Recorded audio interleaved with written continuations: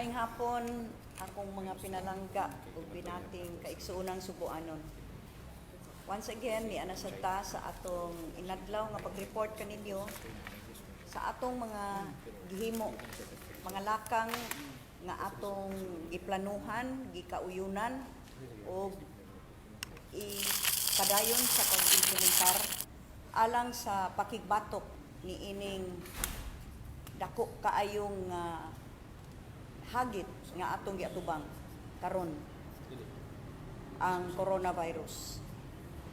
Aron kamo ma-updated kung unsa na gayud ang matuod nga sitwasyon kabahin sa positive cases nga ania karon niabot na sa Sugbo, maminaw ta sa atong Department of Health Regional Director, RD Jimmy Bernadas. Mayong hapon sa atong tanan.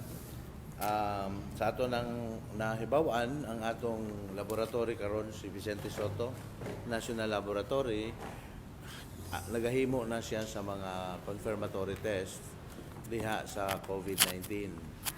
No, busa nga doon na nasab katay mga resulta nga gi-release kani atong nag-aging mga adlaw. So akong balikon ang atong total karon nga ani sa Region 7 balik 14 kabuok. Okay? So ang 14 as of yesterday na siya. So apil ni ana ang ato ng daan nga kaso dito sa Negros nga usa nga dagko nga ikaduha duha karon sa Negros na. So naapay daan pod nato sa Cebu City og naapil na pod ang usa sa Lapu-Lapu, usa sa Mandaue ug usa sa Cordova. So ang the rest ana sa Cebu City. So atong nakita nga medyo nidaghan ang atong mga presumptive positive sa nag-aging pipila ka adlaw. So karong adlaw expected nato nga ang Vicente Soto mahatagan sa iyahang accreditation o certification nga mamahimo na siya nga sertipikadong laboratorio para sa Visayas. So magsugod karong adlaw inig-release sa Vicente Soto sa ilang results, mahimo na kini nga ato na gayud ipagawas nga positibo.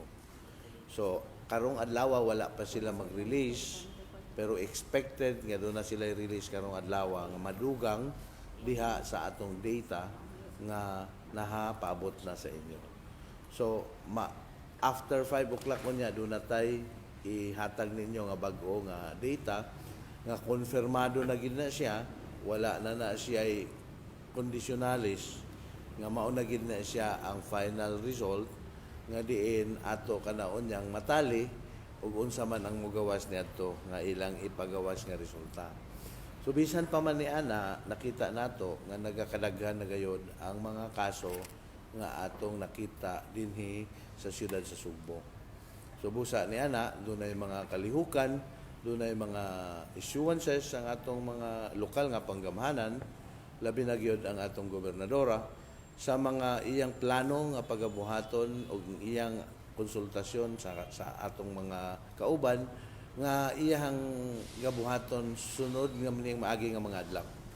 So atong hulaton ug unsay ipagawas ni Governor karon, kami uban kaniya nga ang atong mga health workers andam sa pagtrabaho sa angay buhaton diha sa atong mga frontliners sa health centers, diha sa atong mga district hospitals, diha sa atong provincial hospitals, sa atong DOH hospitals, ang ato sa mga pribadong hospital pinaagi sa among kasabutan sa nag-agi nga mga meetings o ang atong uban pa nga mga partners. So kami aduna nay gi-establisar nga mga protokol nga diha ato na usab nga gipahibaw ang atong mga munisipyo. So kanang tanan atong ibat-bat karon siguro sa mga plano ni Gob o ania kami permi sa iyahang kiliran inubanan sa Provincial Health Office o ang uban nga mga lokal nga pangkagamahanan sa dakbayan sa Subo. Go. So mao kana ang atong latest update. Pila na to kabuok to? 14 ang presumptive positive Presumptive positive. for the region. Og ang sa Cebu City, Sa Cebu City, Siam. siyam na. Siam. Wapay labot karong adlaw Gob. Ang nag-agi ra na. Pila may gitesting? 80 Karong adlaw. ang gitesting karong adlaw na expected nga mogawas karong adlaw nga resulta. So, karon pa lang ato pang gihimo ang executive order nga maoy mo contain sa tanan nga gikasabutan kagahapon sa atong mga mayores kabahin sa pagpuno sa restriction of movement sa atong 44 ka lungsod og 7 ka dakbayan. Apan samtang karon gigama ang atong executive order, buot na nako nga ipasabot sa tanan nga ako nakadesider isip gobernador tungod ni ining padayon sa pagsaka sa mga kaso either positibo or presumptive positive dinhi sa dakbayan sa Subo sugod Lunes alas 12:1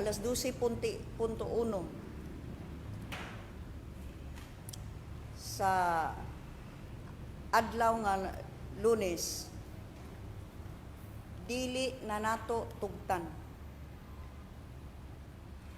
ang pagsulod pa sa dakbayan sa Subo gikan sa uban nga mga dakbayan o lungsod kalungsuran sa lalawigan sa Subo dili na usab nato tugtan ang paggawas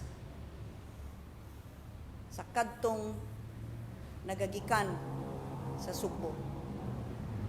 Let me qualify that. Sugod sa Lunes, kadtong mga buot mo anhi sulod sa Subo, dakbayan sa Subo, kinahanglan anhi na mo start. So, let me qualify, usbon ko, Lunes na lang ang katapusan nga adlaw. Mahimo mo musulod, apan di na mo kagawas. Apil na ang kanong center. No, dili. As a general rule niya, doon na tayo mga exemptions of course. But, as a general rule, in place na, kung kamo nagtrabaho, kung apil man sad mo sa exempted nga mga establishments, in place na mo, ay namog uli. Ang mga kompanya mangita og paagi nga matagaan ang mga empleyado nga gikan sa ubang lungsod anhi na sa dakbayan sa Subo. Ang kadto usab nga buot mo uli ang katapusan ninyong higayon nga muuli ngadto sa ubang mga lungsod alas 12 ang takna Domingo. For this reason, nihangyo ko og gitagaan ta og exemption gikan sa Cebu City Government alang sa tanan nga public transportation nga baoy pagasakyan sa ato mga kaigsuunan nga mopauli sa norte ug mopauli sa sur. Exempted ang tanan nato nga mga buses, minibuses, vans ug uban pa nga modes of public transport. Hangtod alas 12 ang takna sa tungang gabii sa Domingo. Palihog sa pagpangayo ug pass gikan diri sa provincial government. Pag-isyuhan kamo og temporary pass aron makalusot mo sa atong mga checkpoints.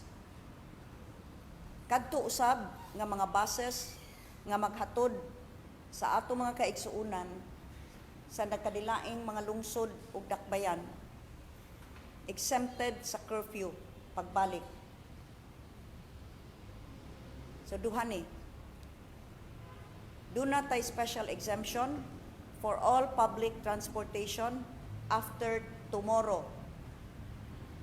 12 o'clock noon kung diin magsugod na ang lockdown sa Cebu City.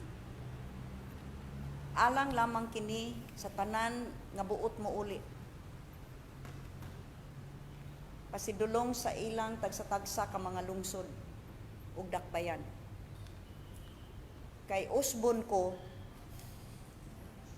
Lunes na lang mahimo nga mobalik mo.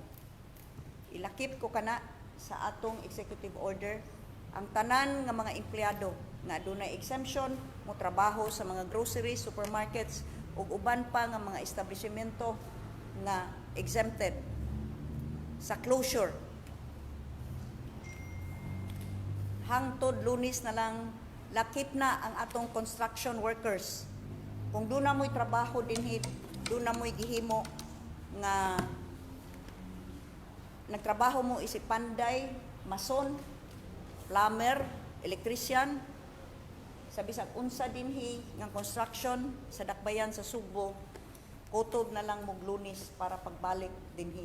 Apan akong giawhag ug awhagon ang tanan nga mga kompanya undertaking these construction works to provide nga manghatag og kapuy-an niining mga construction workers ug ang uban pa ninyong mga empleyado. You have enough time gikan karon hangtod sa Lunes. I am announcing this in advance kay aron matagaan mo lead time to prepare. Clarification. Sa Cebu City, ra ang pili nga pwede makaagod sa gawas ug sulod. Pero sa mga LGUs, sa provinces, Yeah. Well, ang applicable ana stay at home. Katurang mga exempted mo pwede. But ang Cebu City tungod sa atong nakita nga makaalarma na nga pagsaka sa number of cases ma-positive or presumptive positive. Then akong nahukman sama sa una nagisira nato ang atong mga borders alang sa ubang mga probinsya. Kung mahinumdum mo, gisira nato ang atong mga ports, atong gisira ang atong airport domestic.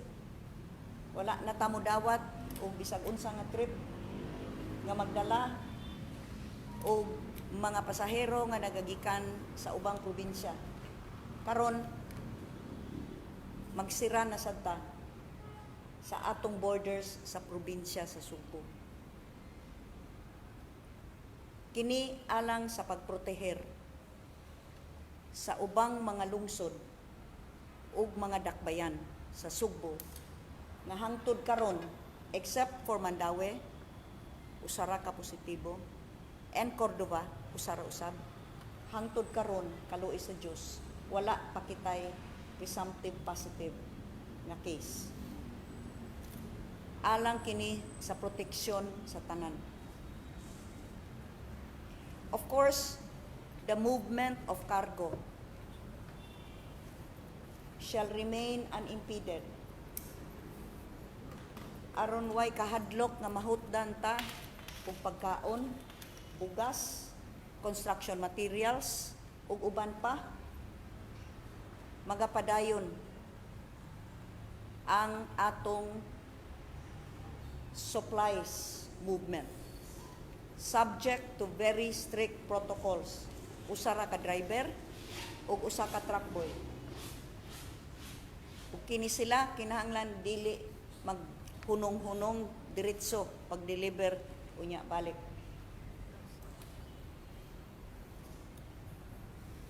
There may be other exemptions later on a case-to-case basis apan ang gobernadora ang muhatag sa maong exemption. Kabahin sa pagsulod o paggawas sa dakbayan sa Sugbo. The other exemptions shall hold. Sama sa kadtong atong medical personnel, ang atong mga public officials, ug ang uban pang identified nato nga krusyal ang ilang papel sa pakigbisog niining atong giatubang karon.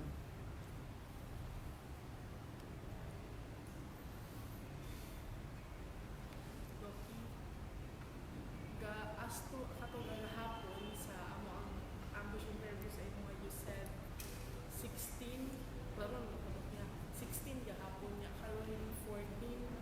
What happened to the two Doki? I-validate nato na yung mga repeat examination nga gihatag sa usa ka pasyente nga existing na. So na repeat exam nga wala makapture primero muna atong gi-correct na siya. Ang ato niyang final tally dito sa atong operation center palihog ko og follow up na lang ninyo kay mao na to karon ang mugawas nga actual number. Karong gabi mag-update ta dito ta magsugod sa final tally kay ato nang ibutang ang mga tinuod na gyud nga positibo ug atong nangagi nga mga for confirmation ilain to nato kay para di nata maglibog. Sir, now po yung test po natin is okay na po.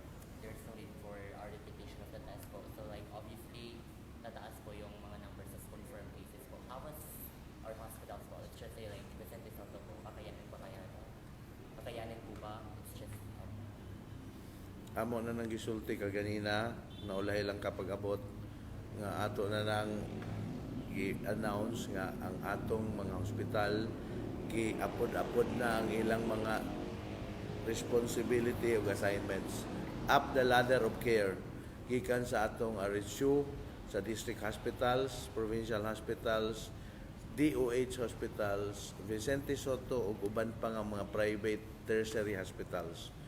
Og apil na usab katong atong gi-identify na nga mga primary quarantine stations nga niya karon dinhi sa siyudad sa Sugbo ang atong Sacred Heart ug uban pang ato sab na tan-aw na. Apil usab ang mga quarantine facilities nga i-identify sa Tagbayan sa Sugbo sa atong provincial government sa Sugbo ug ang mga munisipyo. Doon ako'y mensahe sa tanan nato nga mga Subuanon nga anaa karon sa atong mga kalungsuran ug dakbayan. Alang kini sa atong mga barangay health workers, ang atong mga municipal and city health officers, ang atong mga health workers tanan. Mangutana mo, anda ba ang probinsya? Mao man na imong pangutana, kay mao man nay labing dali nga mapangutana, bisag kapila na gipangutana. Kani kaduha na gitubag. Klarohon ta ni. Sukad pa niadtong usa ka bulan, nangandam na ta. Ang sitwasyon manggod sa probinsya, lahi. Dili ni kay usara ka syudad. 44 ka lungsod, 7 ka dakbayan. Matag lungsod ug matag dakbayan, adunay ilang kaugalingong mga barangay.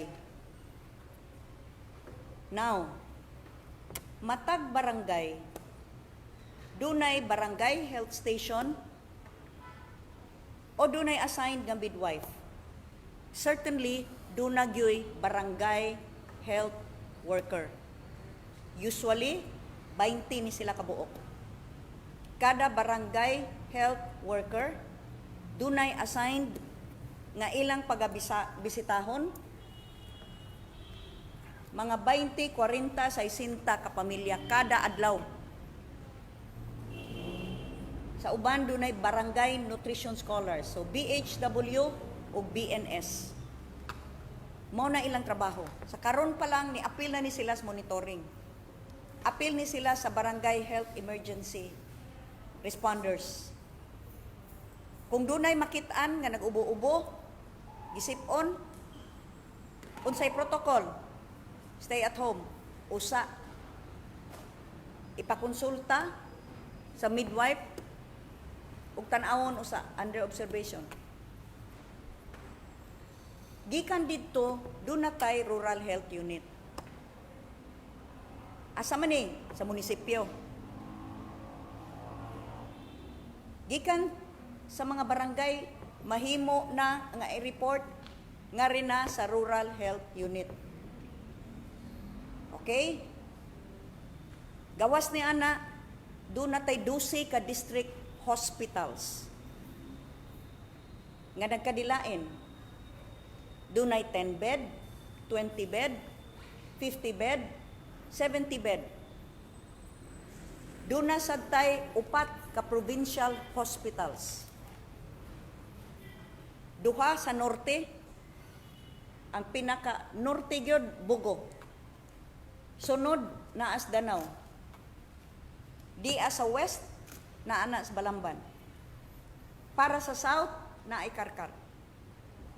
So mao na ang chain ha, gikan sa barangay health station, ngadto sa rural health unit, o ngadto na sa atong district hospital, usa pa ngadto sa provincial hospital. Mao ni ang first referrals nato. Actually, it starts with the barangay. Mas second referral to the RHU. Third, there is district hospital. Fourth, nga rin sa provincial hospital. Usa pa. Kung severe na gyud, Vicente Soto. Andam ba? Sultian ta lang mo, kung barangay health workers lang ang inyong ipangutana ang ilang kapasidad, hagbay ra. Ngano? Mao na ilang kinaon. Kada adlaw nagsakripisyo, nagbaktas, uwan og init. Kaya aron lang pagtan-aw kung ang mga programa sa panglawas nasunod ba, nanga-vaccinated ba, natagaan bag tambal. Mao na kinaon na sa atong BHW nga karon napuno pa sa ilang trabaho ang pag-monitor ni ining mga persons under monitoring, kaning mga gipang kwarantina. Mao na gisira na nako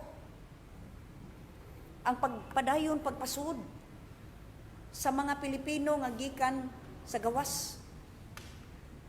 Kay grabe na gyud kaayong trabaho sa atong mga barangay health emergency responders.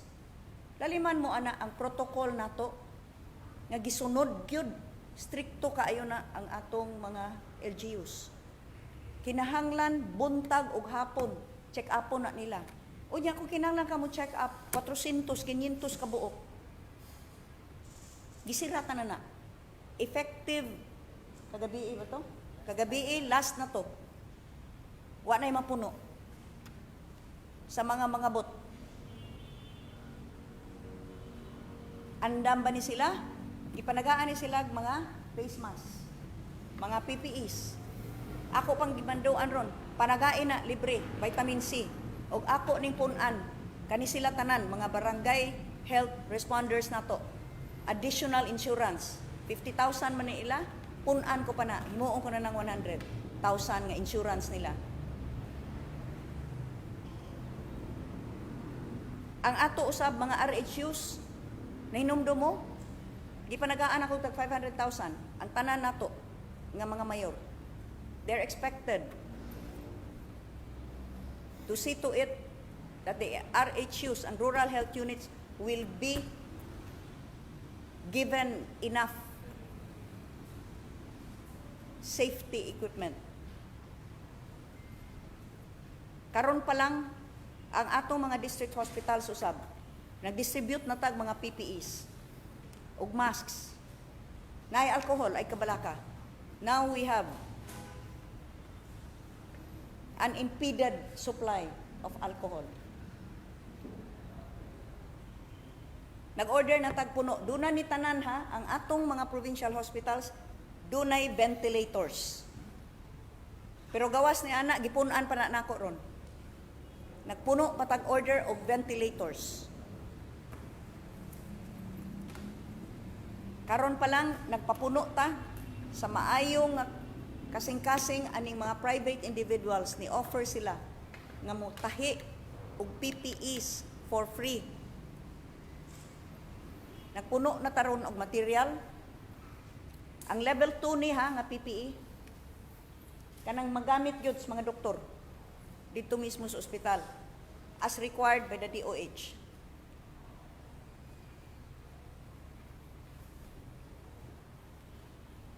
So mangutana mo og andam ta? Well, I don't think anyone can say we are over ready. That we can be ready enough. It is just so easy to question whether we are in fact preparing. Nag-andam ta, pero di ko kasulti. Nga sobra ba among pangandam? Because we are fighting a faceless enemy. Di makita. Hinuon akong awhagon ang ato mga kaigsuunan karon. Do not overburden our hospitals. Ayaw mong adto dito pakonsulta kung nagsakit ang inyong daunggan usa na ka semana. Mahimo man tingali na adto lang sa amos RHU. Ay mong adto dito para pakonsulta lang. Kay gitubuan mong pimpol.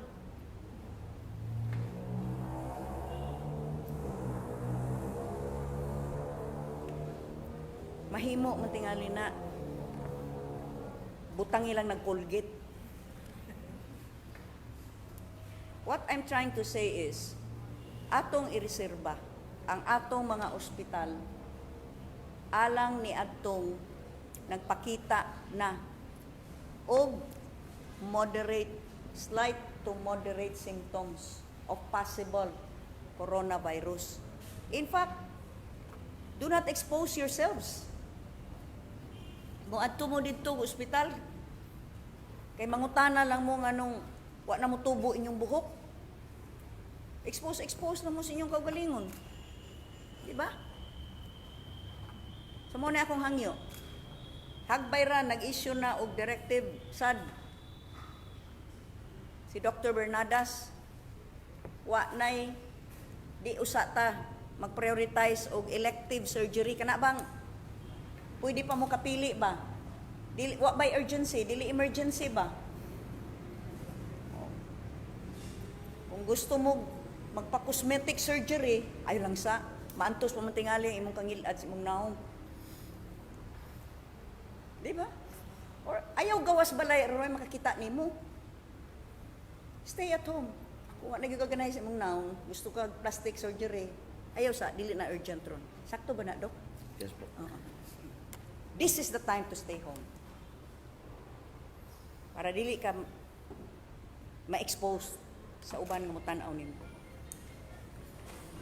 So, what I just want to reassure the public is, we are doing all that we can to prepare our health facilities. Now, nabatay doktor, nabatay nurse, ang DOH is ready to provide us, even as I am calling on all that would wish to volunteer sa tagsa-tagsa nato ka mga lungsod.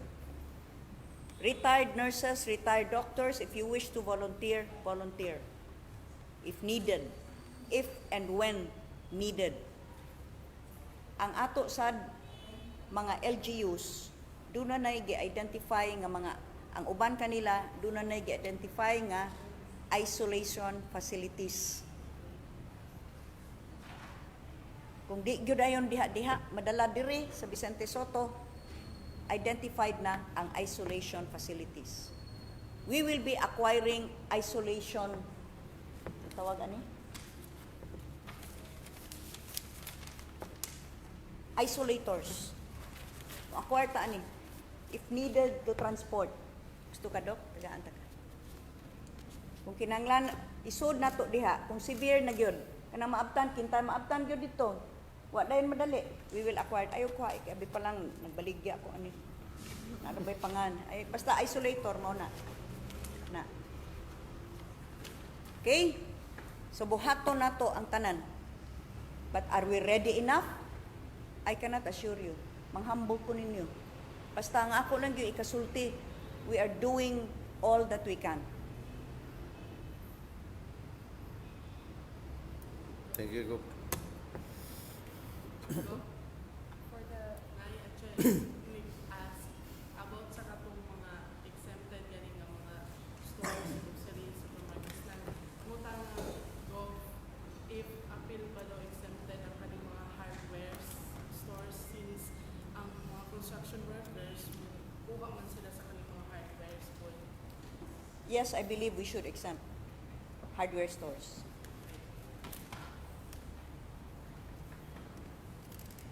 Napa mo other questions ba yan, ani? Kay mo proceed ko lain topic. Sige. Go ka na. Daghan og mga Ato na tayo ko sa PRO. Napa mo pangutana kay napa sila in meeting. Na. Sige, okay na. Bye-bye. Anytime tonight, call me and call the operation center na idugang mga information. Salamat kay Dok. mag-experience gyapon dito. Corrected na ninyo. 5 p.m. After 5 p.m. Ah. Okay. Salamat daw. Thank you, Doc.